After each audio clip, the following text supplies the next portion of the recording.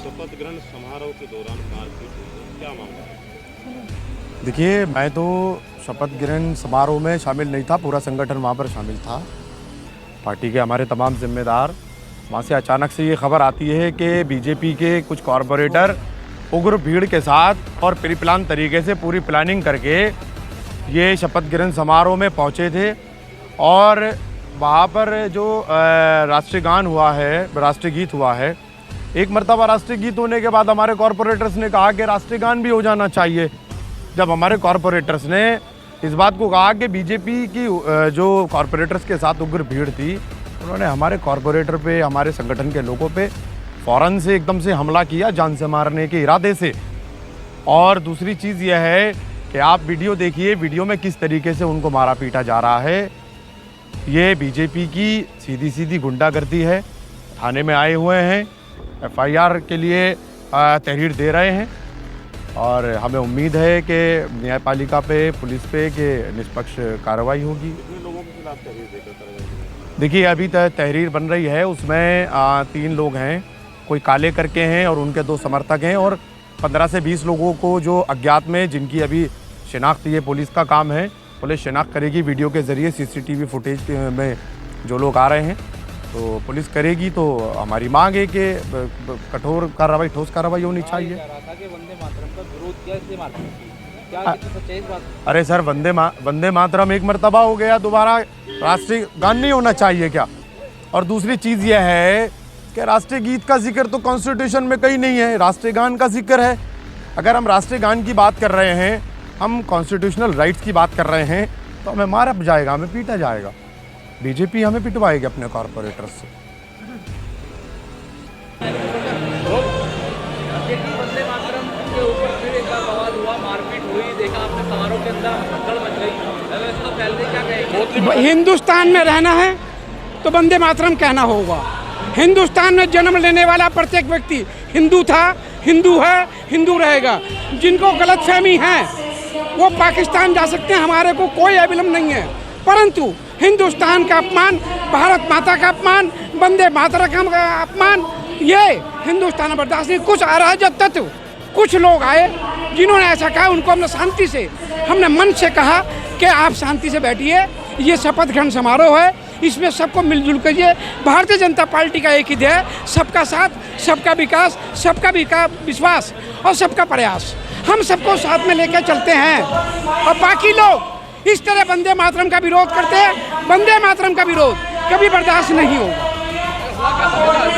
मैं नहीं कह सकता, मैं उनसे बैठा था, मैंने देखा वंदे मातरम का विरोध कर रहे हैं, तो हमने उनको मन से समझाया, हमने मन से निवेदन किया कि भारत में वंदे मातरम का विरोध मत कीजिए, ये भारत है, ये हम नहीं कैसे अराजक तत्व होंगे, कुछ लोग आ गए होंगे। हम कह सकते हैं भारत में रहना है तो वंदे मातरम कहना होगा।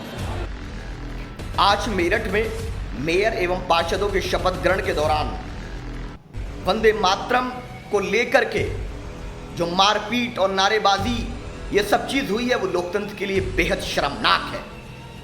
जनता आपको मूल सुविधाओं को मुहैया कराने की सेवा के लिए चुन करके भेजती है, वहां नौटंकी करने के लिए नहीं भेजती है। मैं मेरठ प्रशासन से अनुरोध करता हूं कि जिन लोगों ने गुंडई की है उन पर तत्काल कड़ी से कड़ी कार्रवाई की जाए। और भारत के अंदर, भारत के संविधान के अनुसार किसी भी नागरिक को देशभक्ति के लिए किसी भी नारे और गाने या किसी भी गीत को लेकर के मजबूर नहीं किया जा सकता। किसी की देशभक्ति कोई गुंडा या कौन चेक करेगा? कोई नहीं कर सकता। और याद रखिए, मैं उन तमाम उन पार्षदों से कह रहा हूं कि अगर आपने कोई नारा नहीं लगाया जो लोग चाहते थे, या कोई गीत नहीं गाया, तो ऐसा नहीं है कि आप पे कोई सवाल उठा देगा। आप अडिग रहिए अपने फैसले पर। हाँ, शादाब ये चुनौती के साथ कहता, कोई माइक का दाल हमें मजबूर नहीं कर सकता देशभक्ति दिखाने के लिए, कोई नारा बोलने के लिए कि हम भारत माता की जय बोले तो देशभक्त होंगे, या वंदे मातरम गाएं तो देशभक्त होंगे। अरे नहीं, हमारा इतिहास है कि ब्रिगेडियर उस्मान से लेकर वीर अब्दुल हमीद से लेकर देश की आज़ादी में तमाम उलेमा इकराम ने जिहाद का फतवा देकर मुल्क को आज़ाद कराया है। ये मुल्क हर भारतीय का है। हम एक दूसरे पर भारतीयता पर सवाल नहीं उठा सकते। मूल सुविधा मुहैया कराने के लिए चुनकर भेजा गया है, उन पर अड़िग रहिए। और अगर कोई ये समझ रहा है कि डरा देगा, तो भारत के अंदर कोई डर कर नहीं रहेगा। भारत किसी की गुंडागर्दी से नहीं, संविधान से चलेगा। कानून का राज रहेगा।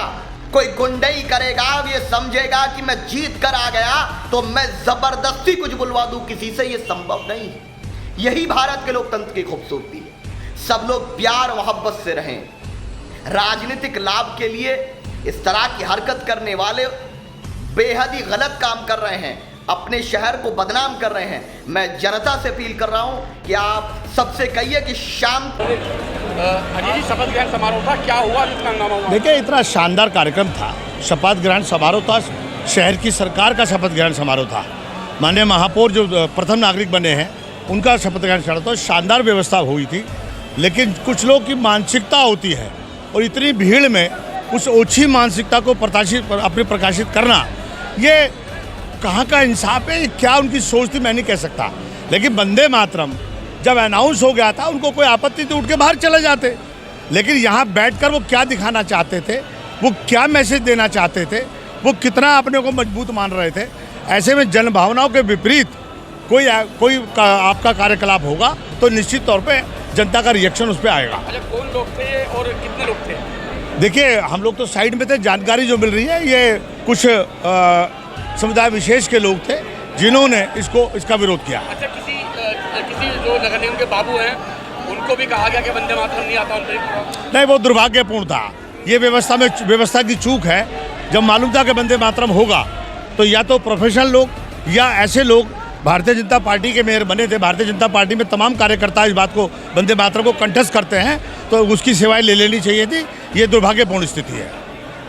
क्रांति के समय का उद्घोष था, हमारे पूर्वजों ने भी लगाया है। और जहाँ तक जिन लोगों ने विरोध किया है, मैं तो स्पष्ट बोलता हूँ, ये लोग भारतीय लोग नहीं है, अलगाववादी लोग हैं, ये अलगाव चाहते हैं। वंदे मातरम का विरोध इनको नहीं सुनना था, बाहर चले जाते। क्या मतलब है कि वंदे मातरम का खड़ा होकर विरोध करेंगे?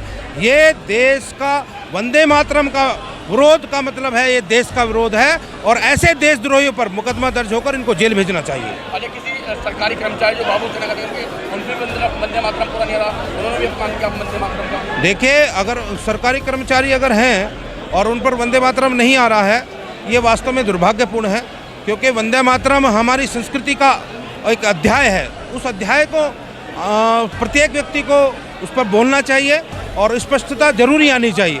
उसमें जो हुआ है वो वास्तव में दुर्भाग्यपूर्ण हुआ है और मुझे लगता है कि जो विरोध हुआ है ये मेरठ को भी केरल बनाने का प्रयास किया जा रहा है। ये सारे जिहादी लोग थे, स्पष्ट जिहादी लोग थे।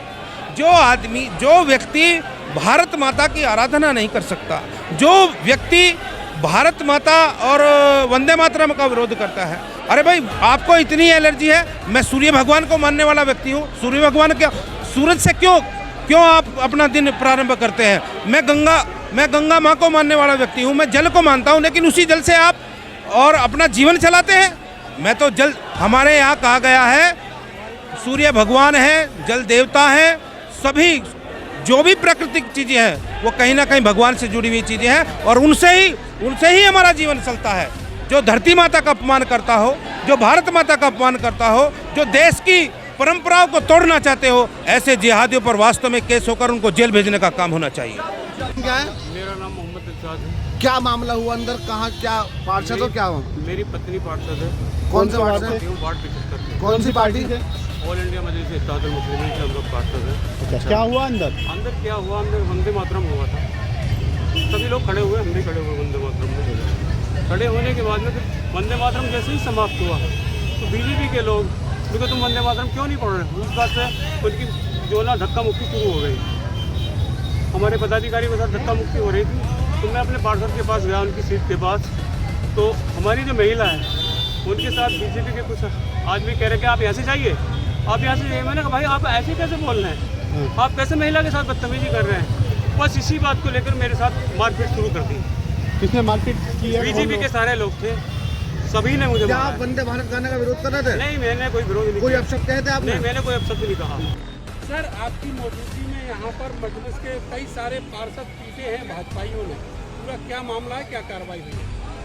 आज विगत में संपन्न हुए नगर निकाय चुनाव में चुने गए पार्षदों और महापौर का शपथ ग्रहण कार्यक्रम चौधरी चरण सिंह यूनिवर्सिटी के सभागार में प्रस्तावित हुआ।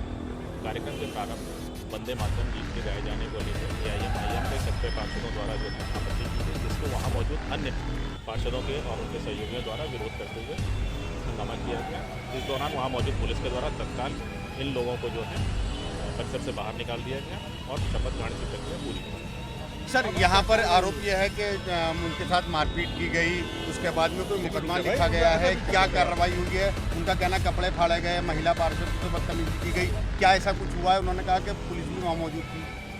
अभी तक इस तरह की कोई तहरीर में मिली नहीं है। तहरीर मिलेगी निश्चित रूप से जाँच कर कार्रवाई की जाएगी।